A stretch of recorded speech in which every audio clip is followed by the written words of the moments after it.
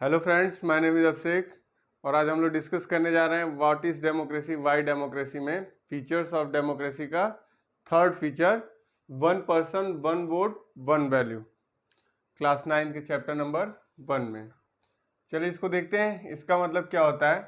One person one vote one value को generally हम लोग यूनिवर्सल एडल्ट फ्रेंचाइज के नाम से जानते हैं।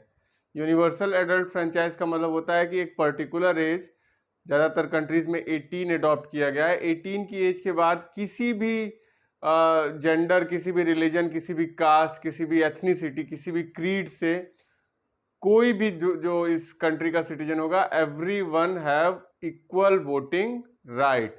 सबके वोट की वैल्यू क्या होगी? इक्वल होगी। यही है one person one vote one value.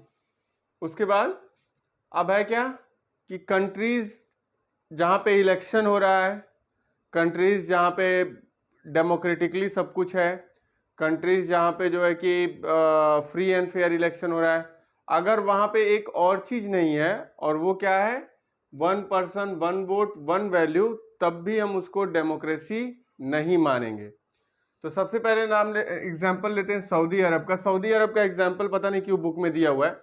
Saudi अरब में अगर इक्वल वोटिंग राइट मिल भी जाए तब भी कोई फर्क नहीं पड़ता है।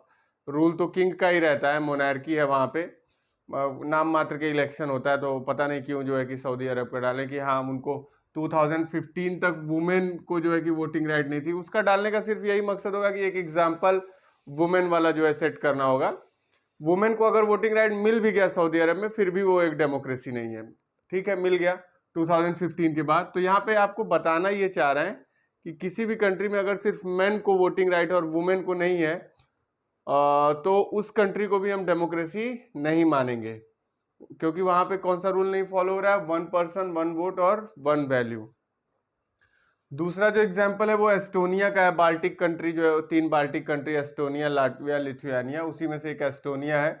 1991 तक यूएसएसआर के अंडर में था। तो वहां पे जो रशियन लोग हैं, रशियन माइनॉरिटी के लोग हैं, यूएसएसआर के अंडर में था तो रशियन वहां पे होंगे ही, उनको जो है कि वोटिंग राइट बड़ी डिफिकल्टी के साथ मिलता है। तो एस्टोनिया में वोटिंग राइट मुश्किल से मिल रहा है। तो इसको भी हम लोग जो है कि यूनिवर्सल एडल्ट फ्रेंचाइज नहीं मानेंगे, एक डेमोक्रेसी नहीं मानेंगे, कोई भी डिफेक्ट हो। और उसके बाद जब हम लोग फिजी की बात करते हैं तो फिजी में क्या है कि इंडियन फिजियन को ब्रिटिश ले गए थे एज अ लेबर काम कराने के लिए, इंडेंजर्ड लेबर जो है गन्ने की खेती कराने के लिए। तो वो वहीं रुक गए, आए नहीं वापस।